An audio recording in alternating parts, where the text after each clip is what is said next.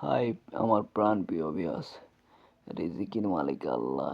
এই আপনাদের মাঝে একটি ভিডিও নিয়ে আসলাম। এটা হলো ভাত, ডিম, তারপর মুড়ি এবং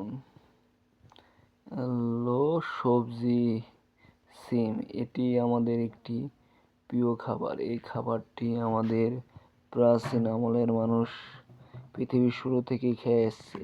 এটি আজ আমি রাত 10:56 দিক খাচ্ছি। এটি একটি ভিআইপি খাবার। এটিতে রয়েছে একটি সুস্বাদু ডিম সিদ্ধ করে ভুনা। এই ডিম দিয়ে আমি আজকে রাতের খাবারটা শেষ করব।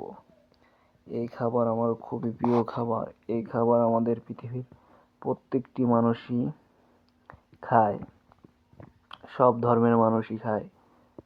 এটি একটি মানুষের ঐতিহাসিক প্রিয় খাবার।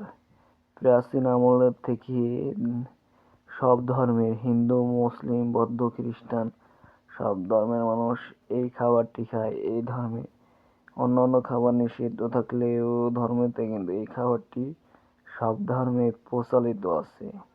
এই খাবারটি আমাদের প্রাচীন সভ্যতার খাবার, আধুনিক যুগের খাবার। মাছে ভাতে বাঙালি, খাবারের টেস্টটাও হেভি টেস্ট। এই ভাত, এই ডিম